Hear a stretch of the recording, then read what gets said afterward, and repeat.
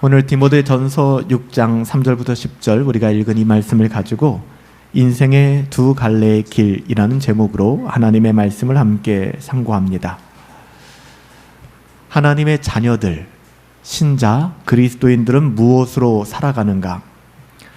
이 질문에 대한 성경적 대답은 우리가 너무나 잘 알고 있죠. 우리는 무엇으로 살아가요? 믿음으로 살아간다. 너무나 쉽게 대답할 수 있고, 어떻게 보면 교회에서 신앙생활을 하는 사람들은 세뇌되도록 우리가 듣고 너무나 잘 아는 내용들이에요. 아, 그렇구나. 하나님의 자녀들은 믿음으로 살아가는 것이지 신자는 믿음으로 살아야 해. 너무나도 잘 알고 있죠. 하지만 여기에는 조금 더 깊은 설명이 필요합니다. 그래서 디모데전서 6장 우리가 읽은 이 본문 말씀을 가지고 도대체 그리스도인이 믿음으로 산다는 것이 뭘까? 그리스도인들이 어떻게 살아가야 되는가? 인생에 항상 두 갈래 길이 있는데 어느 편을 택하여 우리의 걸음을 옮겨야 되는가를 우리가 함께 나누기를 원합니다. 우리 안에 원치 않는, 끊임없이 우리를 괴롭히고 있는 게 있다고 말씀드렸죠? 죄성입니다. 이게 떨어지질 않아요. 우리가 육신을 떠나는 그 순간까지 죄성이라고 하는 것은 끈적끈적하게 계속해서 우리를 기분 나쁘게 괴롭히고 있습니다. 우리가 지난주에 그리고 어제 살아가면서 여러분의 삶은 어떠셨습니까? 믿음으로 한순간 죄를 이긴 것 같기도 하고, 야, 이만하면 됐어. 그렇게 우리가 쾌재를 부르는 순간도 마주하지만 이놈의 죄성이라고 하는 것은 언제 어디 있었는지도 모르게 또한 우리 가운데 나타나서 버젓이 살아 우리를 공격하기도 합니다. 그래서 성경은 너희가 다 섰다고 생각하느냐, 너희가 이만하면 됐다고 생각하느냐, 그 즉시 넘어질 것을 조심하고 염려하라 라고 이야기하고 있잖아요. 이게 참 쉽지 않아요. 정말 기분 나쁘게 뭔가 성공한 것 같고 승리한 것 같은데 어디서 나왔는지 모르겠지만 내 안에 이런 죄성이 있나 싶을 정도로 끈적끈적한 죄성이 우리를 사로잡아 오는 것이죠. 우리가 지난 시간에 광야라는 인생길을 걸어가며 우리가 어떻게 보면 원치 않는 마라를 만나기도 하고 엘림을 만나기도 하는데, 여기서 우리가 마라든 엘림이든 우리가 광야의 인생을 걸어갈 때 행복을 추구하는 그 마음의 본성들, 나 행복해지고 싶어, 이건 죄가 아니거든요. 근데 그 행복해지고자 하는 마음이 죄성이라는 놈과 연결되어질 때 이 죄성의 끈적끈적함이 우리의 행복 추구를 삼켜버리게 될 때 인간은 얼마나 자기중심적으로 변하게 되는가, 그리고 얼마나 다른 사람들을 해치고 밟고 나의 성공과 행복을 쟁취하라는 방향으로 우리의 행복이 망가질 수 있는가에 대해서 우리가 살펴보았습니다. 그래서 이기적인 성향, 나 자신만을 위하는 그 성향이 우리 안에 끈적끈적한 죄성이 있다라는 선명한 증거구나라는 것까지 말씀을 드렸죠. 하지만 신자는 달라야 된다고 말씀드렸어요. 비록 우리 안에 끈적끈적한 죄성들이 남아있기는 하지만 우리는 거듭난 사람들이잖아요. 우리는 하나님의 자녀들이고 우리가 오늘 성찬에 참여한 것 같이 우리가 우리 주 예수 그리스도 안에 거하는 사람들이고 우리 안에 예수님이 거하지 않습니까? 신자는 달라야 합니다. 하나님의 은혜로 거듭난 뒤에는 이런 이기적인 행복 추구가 완전히 사라질 수는 없어요. 그럼에도 불구하고 이기적인 행복 추구가 우리의 대세가 되게끔 우리의 영혼을 방치해서는 안 된다는 것이죠. 오히려 날마다 끊임없이 경건을 추구하는 이유가 뭘까요? 경건을 추구하는 것은 우리의 경건의 스펙을 쌓기 위함이 아닙니다. 우리가 경건을 추구하는 것은 우리가 살기 위함이에요. 그 끈적끈적한 죄성이 우리를 잡아먹지 못하게 하기 위하여 하나님의 형상을 회복하여 조금 더 이타적인 삶, 우리 주님이 걸어가신 그 길을 걷기 위함이죠. 그래서 신자에게는 이런 가능성이 열려지기 시작했습니다. 죄를 짓지 않을 자유, 이기적으로 살지 않을 자유를 하나님께서 우리에게 허락하여 주신 거예요. 세상 사람들은 이런 자유가 없어요. 그래서 이기적으로만 살아갑니다. 그렇지만 우리는 자유를 누려. 어떤 자유입니까? 자기만을 위하여 살지 않을 수 있는 자유. 하나님이 우리 안에 계시기 때문에 기꺼이 내 이웃을 내 몸과 같이 사랑하는 그 걸음을 걸어낼 수 있는 것이죠. 그래서 신자에게는 참된 행복과 불행의 조건이 결코 세상이 말하는 것과 동일하게, 세상은 뭐라고 얘기합니까? 네가 원하는 것을 이루면 너는 행복해질 거야. 네가 갖고 싶은 것을 가지면 너는 행복해질 거야. 네가 원하는 차를 타고 네가 원하는 집을 사고 네가 원하는 곳에 너의 자녀를 보내고 하면 너의 인생은 행복해질 거야. 세상이 말하는 기준과 가치입니다. 하지만 신자는 이 땅을 살아가면서 세상이 말하는 것 같은 것에 우리의 행복과 불행의 조건이 있지 않다는 것을 발견하게 됩니다. 그리고 세상이 그토록 당연하게 여기는 내가 얼마만큼을 가졌는가, 우리는 얼마만큼을 소유했는가에 따라서 우리의 행복이 결정되지 않는다는 것을 발견하게 됩니다. 이게 바로 거듭남의 비결이고 거듭남의 은혜를 누리는 것이죠. 물론 그럼에도 불구하고 자기중심적인 죄성이 우리 안에서 완전히 죽거나 사라지지는 않는다고 말씀드렸어요. 녹록치 않아요. 여러분, 사도 바울이 갈라디아서 5장에서 이런 신자들의 싸움을 뭐라고 얘기하냐면 두 세력 간의 거대한 싸움으로 얘기하는데, 하나는 육체의 소욕이다라고 얘기합니다. 이 육체의 소욕이라는 게 sinful nature, 죄성을 얘기하는 건데요. 이기적으로 사는 거예요. 나만 위해 사는 것입니다. 이 죄성과 우리 안에 내주하시는 성령 하나님의 그 우리 하나님의 형상과의 싸움이 치열하게 벌어진다는 것입니다. 이 싸움은 유통기한이 있어요. 유효기간이 있습니다. 언제 동안요? 우리가 죽을 때까지. 즉 우리가 이 세상에 사는 동안의 싸움이고요, 우리가 이 세상의 인생 여정을 마치고 이 세상을 떠나게 되면, 육체에서부터 벗어나게 되면 이제는 이런 죄성에서부터 자유함을 누릴 수 있게 됩니다. 그 전까지는 치열한 싸움들이 우리 가운데 있는 것이죠. 성령의 소욕과 육체의 소욕이 끊임없이 우리 가운데 싸우는 것이죠. 우리는 이렇게 우리 안에 남아있는 죄성이 끈질기게 살아 역사한다는 사실을 과소평가하시면 안 됩니다. 올림픽 기간이 있잖아요. 여러분, 올림픽 기간에 선수들이 이제 뭐 각 경기를 하는데 그 경기 영상들을 보다 보면은 가장 치명적인 게 뭐냐면은 상대방을 얕잡아 보는 거예요. 이 정도쯤 되겠지 하면 항상 지더라고요. 참 재밌게 본 경기가 있는데 수영 경기. 여러분, 수영 경기를 할 때 참 이상하더라고요. 수영을 할 때 물속에서 호흡을 하잖아요. 그때 고개를 돌리는 각도가 있거든요. 다시 말하면 자기 왼편을 보게 되는 거예요. 그래서 이 수영을 할 때 처음에 들어가서 이제 각 레이스를 펼치는데 수영하는 사람들이 왼편을 보는 그 라인이 있는 거예요. 그때 기록이 더 좋더라고요. 왜냐하면 상대방을 보면서 이 수영을 하기 때문에 그렇다 그래요. 근데 상대방을 보지 못하면은 알지를 못하는 거예요, 상황을. 그러니까 상대적으로 좀 시간이 더 길게 걸린다는 이야기를 하더라고요. 모든 경기가 그런 것 같아요. 상대방이 어떠한 사람인지, 가장 치명적인 건 그 사람을 얕잡아 보는 것이죠. 괜찮다라고 생각하는 순간 우리에게 위기가 찾아옵니다. 여러분, 성령 하나님은 강력한 능력으로 우리를 인도해 주시지만 우리 안에 있는 죄성을 여러분 간과하지 마십시오. 괜찮아, 어쩌다 되겠지라고 생각하신다 그러면 우리는 백전백패하여 하나님의 자녀다움은커녕 탈탈 털리고 이 세상에서 비참한 인생을 살아가게 될 것입니다. 끈질기게 살아서 우리 안에 역사하는 그 죄성을 여러분 과소평가하지 마세요. 오늘을 승리하셨습니까? 여러분, 오늘의 승리가 내일의 승리를 보장하지 않습니다. 여러분, 지금은 성령 충만하신가요? 지금의 성령 충만이 10분 뒤에 여러분의 성령 충만을 보장하지 않습니다.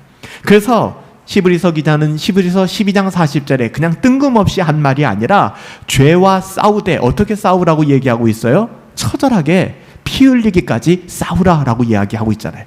끊임없이 경건을 추구하라는 거예요. 우리나라 선수들 양궁 참 잘하더라고요. 양궁하는 양궁 선수들 여러분들 얼굴 보셨죠? 다 선수들마다 입술 아래쪽으로 자국이 나 있어요. 수천 번 수만 번 시위를 담기면서 그 활시위가 입술을 누르는 것이죠. 끝없는 연습입니다. 뭐 세계 1위? 여러분, 이런 것이 갑자기 나온 것들이 아니에요. 여러분, 끊임없이 경건을 추구하지 않으면 여러분은 우리 한순간에 무너질 수밖에 없는 것입니다. 무더운 여름 우리가 2주간 새벽 경건에도 쉬었고, 목사도 마찬가지예요. 새벽 경건을 쉬어가는 동안에 개인적인 경건 생활을 한다 하더라도 늘 하던 때와 또 다를 수밖에 없는 것 같아요. 그래서 우리가 가급적이면 어떤 모양이든지 경건을 추구하고 경건을 훈련하는 이 끈을 놓아서는 안 되는 것이죠. 이런 영적인 싸움터에서 우리는 하나님께서 허락하신 은혜의 장이 있는데요, 그것이 바로 예배입니다. 오늘 출애굽기 말씀을 마감하며 하나님께서 출애굽기 내내 말씀하신 게 뭐예요? 성막이었어요. 미팅 플레이스. 하나님과 하나님의 백성들이 만나는 그 장소가 중요했기 때문에 하나하나 하나님께서는 말씀하여 주시고 그들과 언약을 맺으셨어요. 이 영적인 전쟁터에서 하나님이 우리에게 허락하신 것이 있다면 그것은 바로 공적인 예배입니다.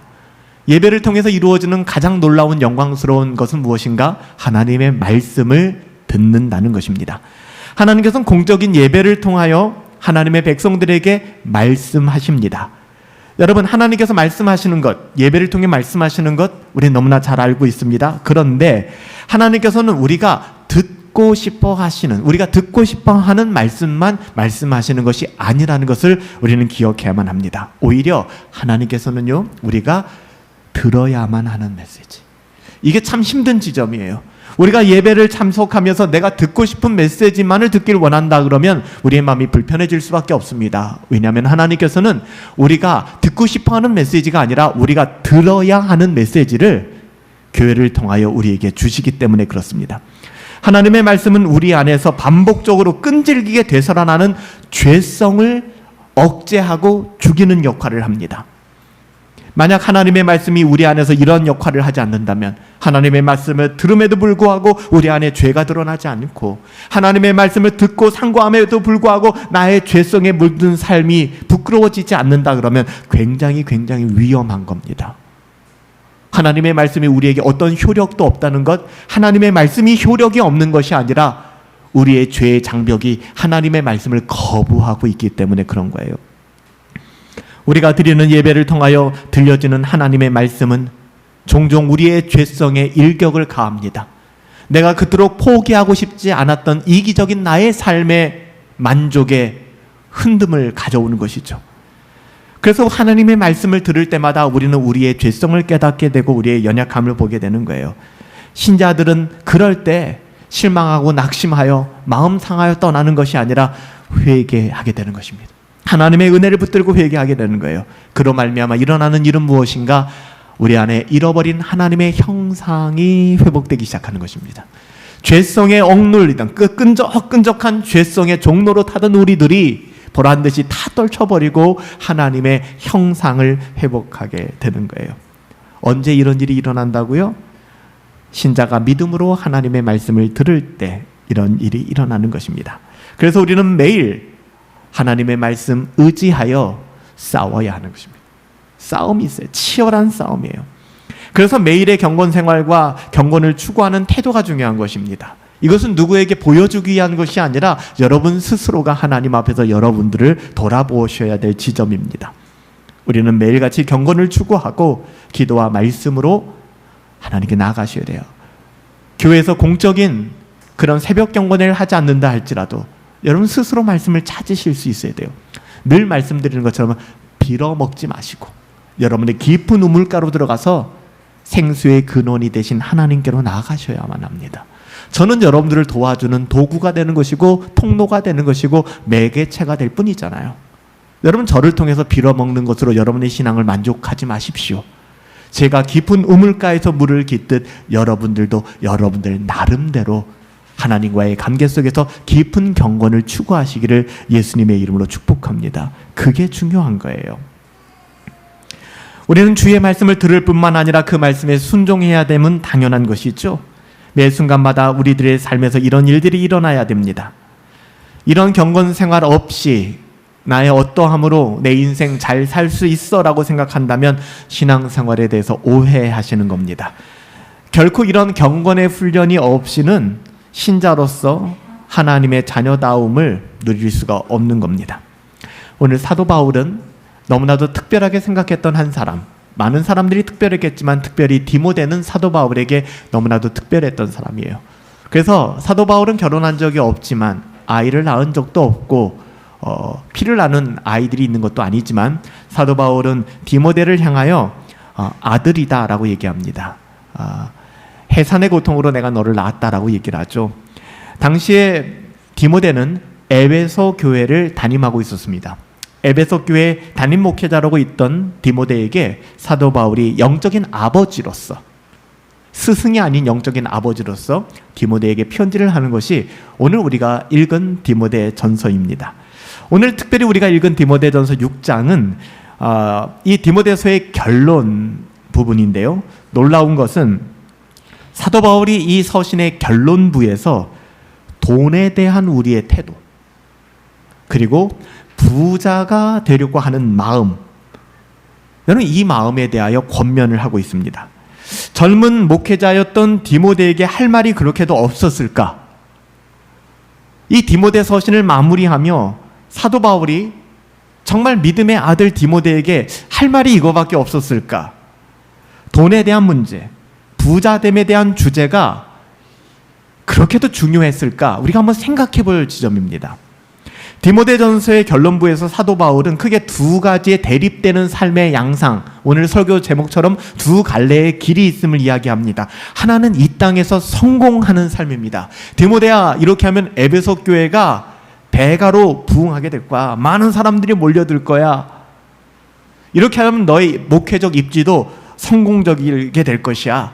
넌 이렇게 되면 이런 영광을 누릴 수 있고, 뭐 이런 것들이죠. 영적인 것 같지만 세상적인 이야기, 성공하는 삶, 성공을 추구하는 삶이 한편에 있습니다. 또 다른 한편의 삶은 무엇인가? 사랑하는 삶에 대해서 얘기합니다. 사랑이라는 것이 정말 쉽지 않거든요. 사랑하는 삶, 그리고 사랑을 추구하는 삶에 대해서 이야기합니다.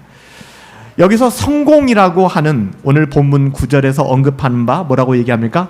부하려고 하는 자들아, 부자가 되려고 살아가는 사람들아. 10절에는 또 다른 표현으로 더 직설적으로 돈을 사랑하는 사람들아. 돈을 추구하는 인생. 우리가 직장을 선택할 때도 자유로울 수는 없지만 연봉이 1순위가 되는 것은 신자답지 않은 결정이라는 겁니다. 하나님의 부르심의 소명이 무엇일까를 생각하고, 물론 적당한 나의 노력과 나의 어떤 그런 가치에 대한 보상은 필요합니다. 그럼에도 불구하고 이직을 하고 직장을 구하고 사람을 평가하고 판단하고 나의 삶, 이 정도 살았는데 내가 30대인데 40대인데 내 통장의 잔고가 어떻고 내가 어느 정도의 규모로 살아가고 있고가, 그 모든 것이 나의 삶의 행복을 결정하는 가장 중요한 척도가 된다 그러면 저는 그것은 많이 아쉬운 것입니다. 그러니까 돈을 추구하는 인생, 부자가 되기 위하여 살아가는 그 사람들에 대하여 오늘 사도 바울은 하나님의 자녀다운 삶이 아니다, 그것은 우리가 걸어가거나 우리가 택해야 될 길이 아니다라고 얘기합니다. 이 두 가지의 인생의 여정에 대하여 사도 바울은 대조하여 이야기하고 있는 것입니다. 바울은 거짓 교사들에 대해서 얘기합니다. 거짓 교사 복잡하지 않아요? 하나님의 말씀을 왜곡하는 사람들, 하나님의 말씀을 변질시키는 사람들, 우리가 듣기에는 굉장히 만족스럽고 우리가 듣길 원하는 말을 해주지만은 하나님께서 하시고자 하는 말씀을 전하지 않는 사람들을 거짓 교사라고 이야기를 합니다. 오늘 본문 3절에서 5절이죠. 누구든지 상관없습니다. 다른 교훈을 하며 바른 말, 곧 우리 주 예수 그리스도의 말씀과 경건에 관한 교훈을 따르지 아니하면 그는 교만하여 아무것도 알지 못하고 변론과 언쟁을 좋아하는, 다 말장난인 것뿐이니 이로써 투기와 분쟁과 비방과 악한 생각이 드러나는 것이다. 마음이 부패해지고 진리를 버려서 경건 또한 이익의 방편으로 사용해 먹는 사람들이다. 교회를 어떻게 키울까? 내가 보여주는 교회에서의 그런 모습을 통하여 내가 어떤 타이틀을 가질 수 있을까? 어떻게 사용해 먹을 수 있을까? 라는 생각들인 것이죠. 여러분 어떻습니까? 가장 무섭고 가장 비참한 게 경건마저도 이익의 방도로 사용해 먹는 것입니다. 제가 아는 한 목사님이 판교에 개척하셨다가 안양 쪽으로 교회 예배당을 이전하셨어요. 근데 교회를 이전하면서 이제 여러 인테리어 업자들이나 이런 분들이 오셔가지고서 이제 여러 가지 이제 뭐 일을 하지 않습니까? 이제 고용을 해서 그 일들을 좀 하게 하는 거죠. 근데 목사님 말씀을 듣는데 그런 얘기를 하는 거예요. 오셨는데 그 인부가 오셨는데 어느 교회를 다닌다는 거예요. 그래놓고 그 교회 제가 장로입니다 라고 얘기를 하더라는 거예요. 그럼 그런 줄 알고, 목사님들이 뭐 그런 줄 알겠죠. 그러니까 장로님 부르면서 일을 했는데 너무 그 일을 하는 게 좀 입속이 보이고 너무 불편하게 일을 하시더래요. 근데 어느 날 뭐 거의 일이 다 끝났을 때 한 분이 찾아와서 그러더래요. 같이 일하던 사람이. 근데 목사님 왜 자꾸 그분한테 장로님 그러세요? 그분 A교회 장로님이라고 하실 때 아니에요. 그러니까 그분은 교회 일을 공사를 하는 곳에 가서는 자기를 장로로 소개한다는 거예요. 여러분 어떠세요? 그만큼 내가 교회 장로다라고 하면 교회에서 먹힌다는 거죠. 우대해 준다는 것이죠. 그분은 가짜 장로였지만 심지어 우리가 진짜 장로라고 할지라도 진짜 목사라고 할지라도 그런 것을 위해서 우리가 신앙생활을 하고 신앙의 스펙을 쌓아간다 그러면 여러분 이것은 경건을 이익의 방도로 생각하는 사람들과 뭐가 다르겠습니까? 이런 사람들, 이렇게 직분을 맡은 사람들이 교회의 직분을 차지하고 당회원이 되고 교회 리더십이 되면 교회에 무엇이 생길까요? 다툼이 생깁니다. 어려움이 생겨요. 다른 교훈을 말하고 바른 말, 곧 예수 그리스도의 말씀과 경건에 관한 교훈을 따르지 아니하는 사람들은 거짓 교사다라고 얘기를 합니다. 교회에 세워진 목사의 직무는 뭘까요? 하나님의 말씀을 바르게 가르치는 일이죠. 여기서 바르다라는 말을 쓰고 있는데요. 이 바른이라는 단어는 의학 용어예요.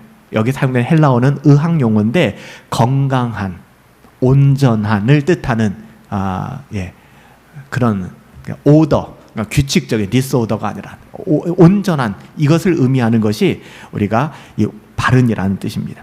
예수 그리스도에 대한 건강한 교훈, 이 바른 교훈은 항상 영적으로 건강한 삶을 이루게 되어 있어요. 분리되지가 않아요.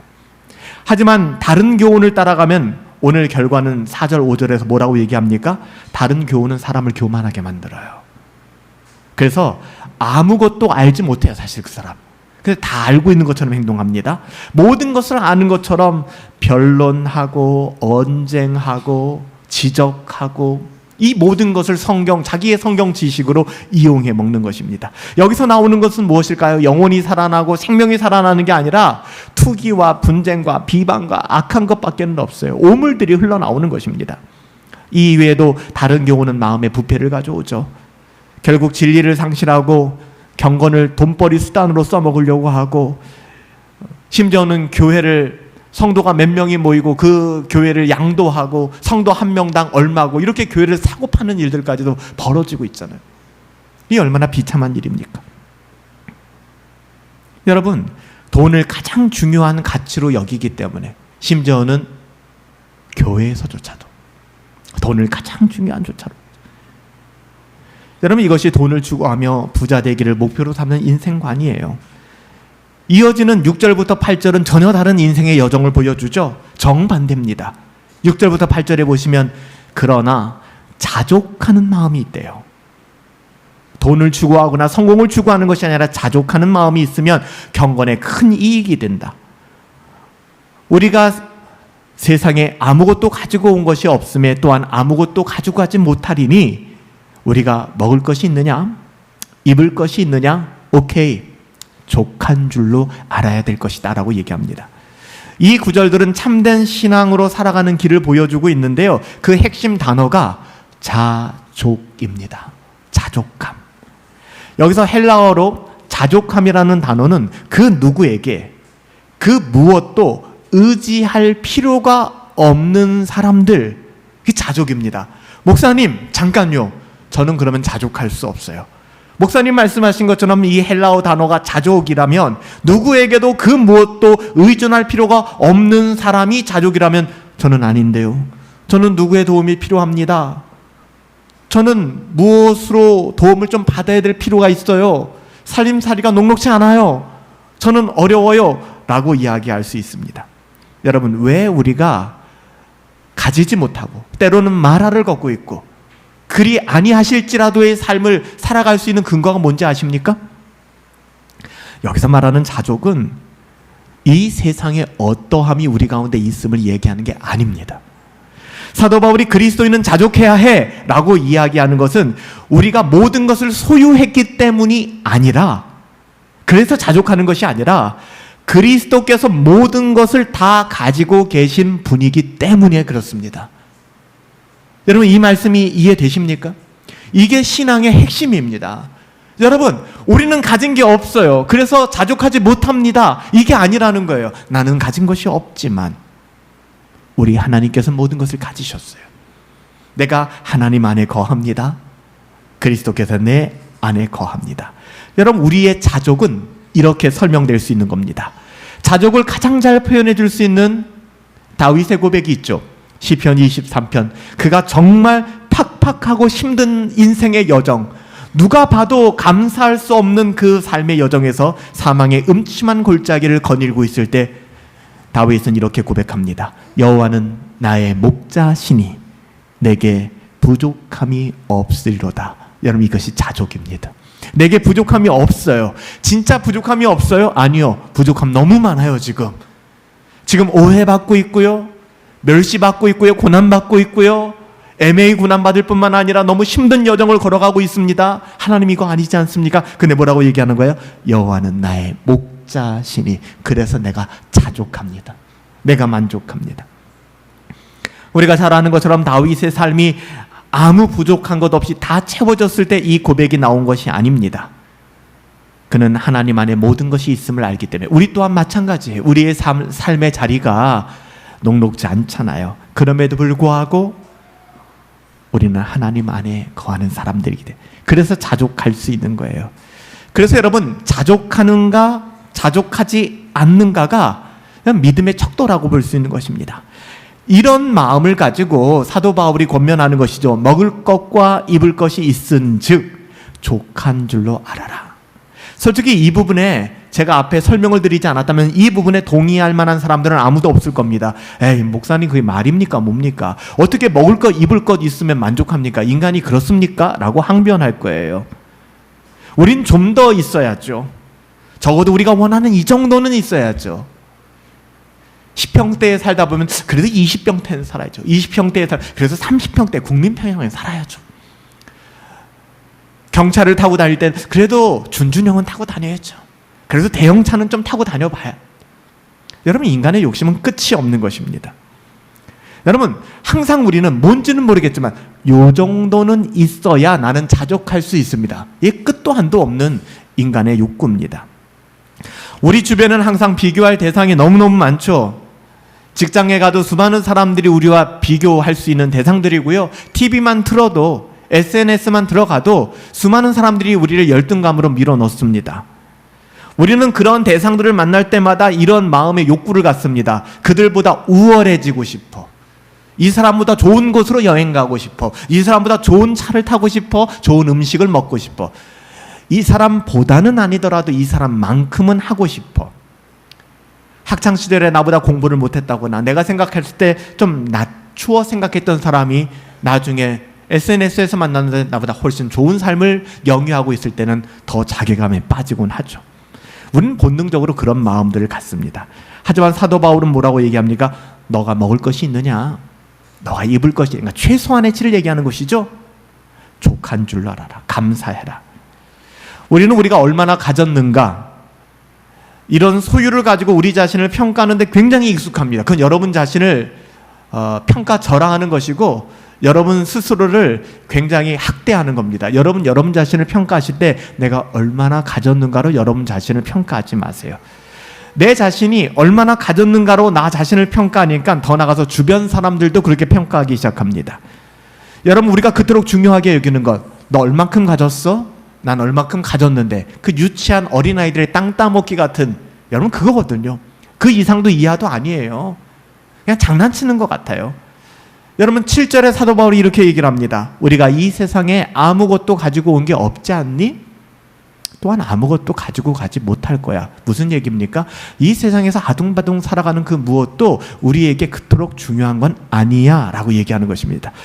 지금 이 순간 우리가 먹을 것과 입을 것이 있다면 하나님께서 우리에게 재어주신 삶의 영역 안에서 우리는 하나님으로 감사하며 살면 되는 거야, 이렇게 말씀하고 있는 것입니다.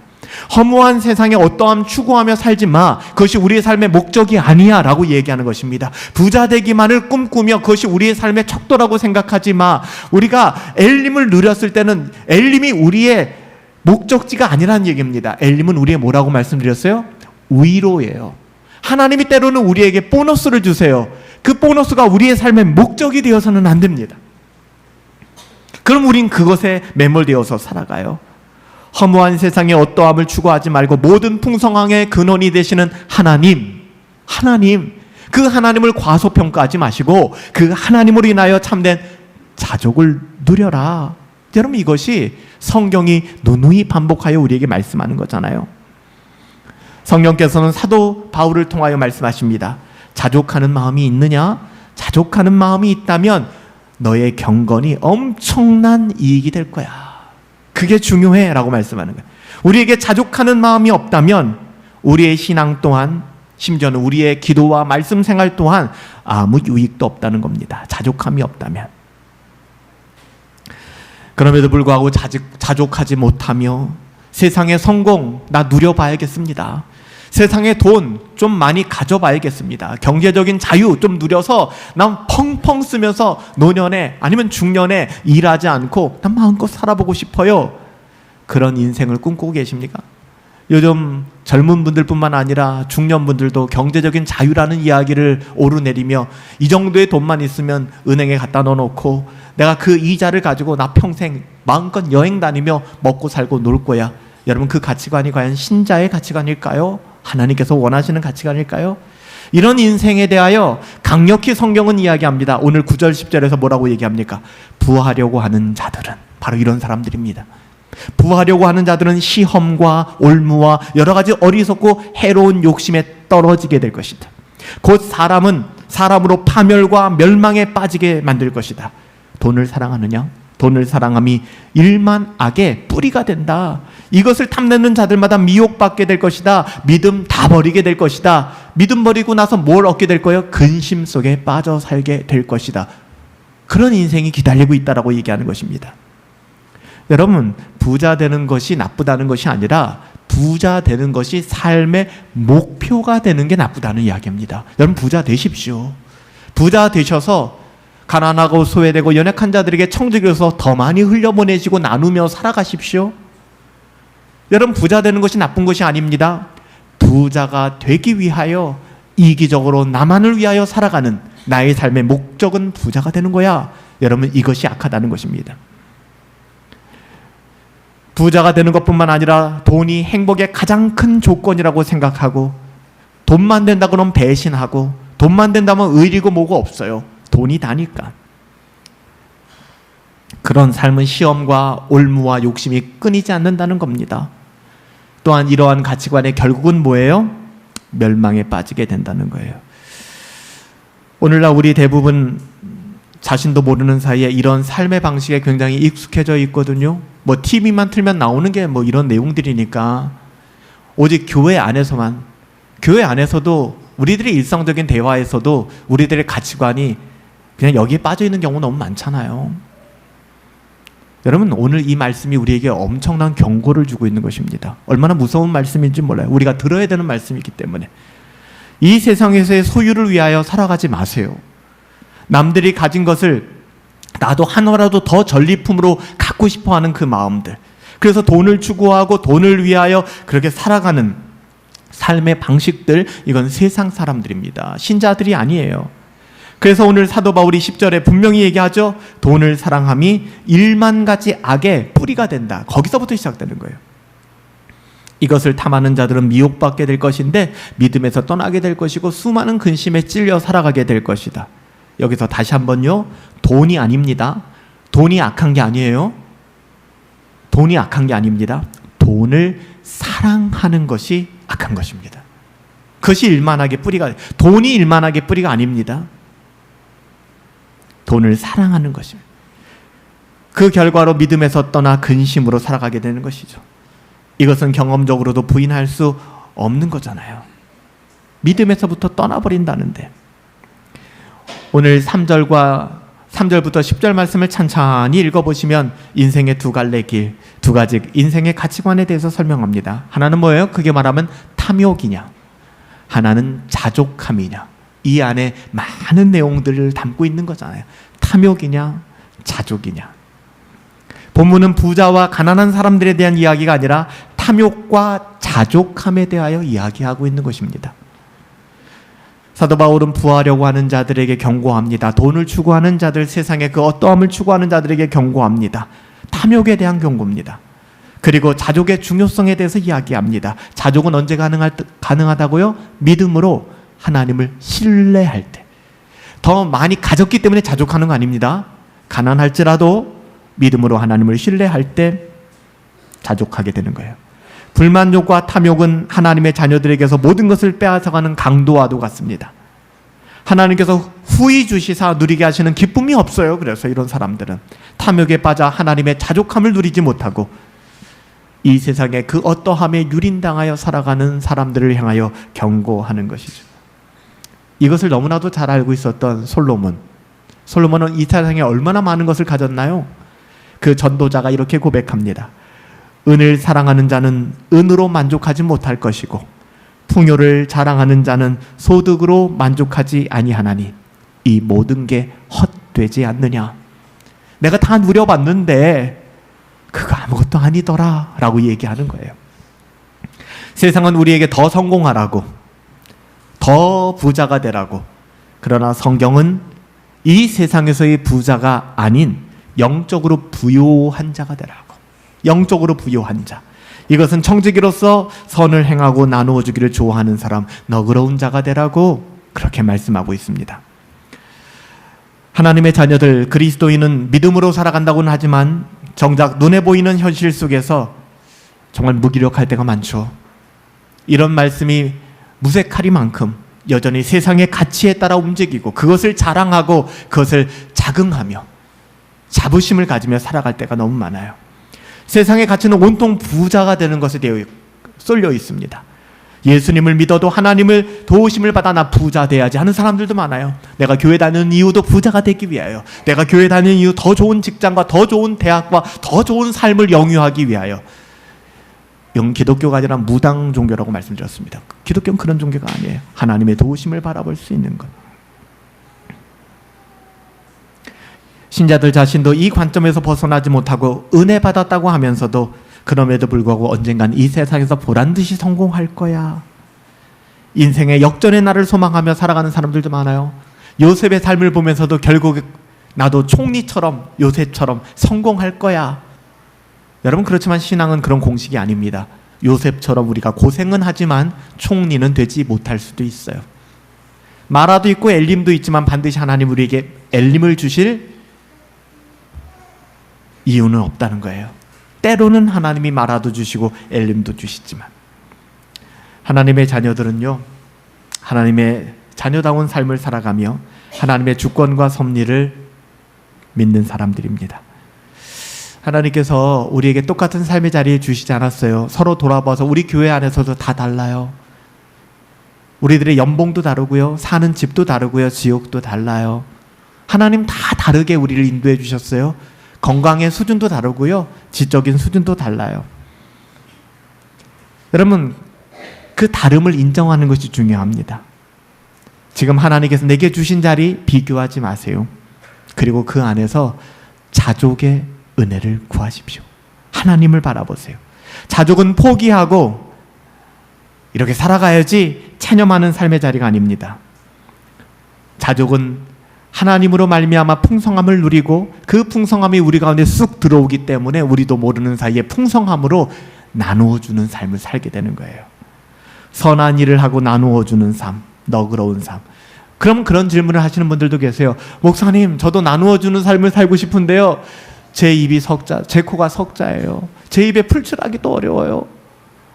아니, 나누어주며 산다는 말이 너무 괴리감이 느껴져요. 지금 제 삶이 너무 힘든데요. 그러면 가난한 형제들은, 여러분, 가난한 형제들도 있고 부자인 형제들도 있어요. 그러면 가난한 형제들은 절대 나누어줄 수 없는 삶을 살아가야 될까요? 그렇지 않아요. 그들 또한 부유한 형제들과 똑같은 방식으로 나누어주며 살아갈 수 있다는 것입니다. 왜 그럴까요? 여러분, 우리의 부요함은 세상에 어떠함만 가지고 이야기되는 것이 아니기 때문에 그렇습니다. 하나님을 사랑하고 형제를 사랑함으로써 사랑은 돈으로만 표현되어지는 것이 아닙니다. 가장 악한 것 중에 하나가 뭔지 아세요? 돈으로만 그 사랑을 표현하려고 하는 것입니다. 자녀들에게도 돈으로만, 선물로만, 물질로만 뭔가 만족을 주려고 하는 거예요. 여러분, 이건 사랑이 아닙니다. 진짜 사랑은요, 돈으로 설명될 수 없는 것입니다. 그렇기 때문에 하나님의 자녀들이 가난해도 하나님 주신 넉넉한 사랑을 가지고 내 이웃을 사랑할 수 있게 되는 거예요. 본문이 강조하는 강조점이 여기에 있습니다. 물질을 축적하는 부자가 되는 것이 흰자의 소망이 될 수 없고, 그것을 추구하며 살아가서도 안 되고, 우리 안에 계신 하나님으로 말미암은 풍성함을 누리며 자족할 수 있어야 되고, 그 사람이 하나님의 사랑을 흘려보낼 수 있다. 그래서 교회 안에서 재직들도 마찬가지고요, 직분자들도 마찬가지예요. 혹자 어떤 교회에서는 장로가 되기 위해서는 1억을 헌금해야 된다, 5천만 원을 헌금해야 된다. 저도 교회의 지도적인 역할을 하는 사람이니까 그 정도의 경제적인 도움을 줘야 된다라는 것을 공식화하는 교회들도 많아요. 저는 그 교회에 대해서 뭐라고 얘기하고 싶지 않습니다. 하지만 저는 그런 생각이 없어요. 교회는 돈을 가진 사람들이 재직이 되고, 돈을 가진 사람들이 장로가 되고 직분을 갖는 것이 아닙니다.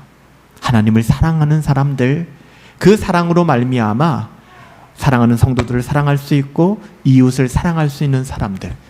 여러분, 하나님은 돌들로도 아브라함의 자손을 만들 수 있는 분이시잖아요. 믿으시죠? 하나님 돈이 없는 분이 아니세요. 하나님이 없게 하신다면 그만한 이유가 있는 겁니다. 힘들지만 자족하세요. 하나님이 주셨나요? 여러분 잘나서 준 거 아닙니다. 그러니까 거기에 여러분 자신의 성공을 묻어가지 마시고 여러분 나누어 흘려보내십시오. 신자의 소망은 사랑을 축적하는 사람이 되는 데 있어요. 신자는 물질의 부요함을 부러워하지 아니하고 하나님의 사랑의 그 깊이에 갈망하는 사람들입니다. 나도 더 많이 사랑하고 더 많이 나누어 주어야지. 여러분, 이것이 신자의 고백이 되어져야 돼요. 하나님의 부르심이기 때문에. 이게 믿음으로 살아가는 삶입니다. 신자는 어떻게 살아가야 되는가? 믿음으로 살아가야 돼요. 우리는 공식화되어서 너무나 잘 알고 있지만 그 행간을 읽을 수가 없어요. 믿음으로 살아간다는 것이 이렇게 살아가는 겁니다. 부자 되기를 꿈꾸지 마시고 하나님의 사랑을 흘려보내고 나누어주며 자족하는 인생 살아갈 수 있게 되기를 예수님의 이름으로 축복합니다.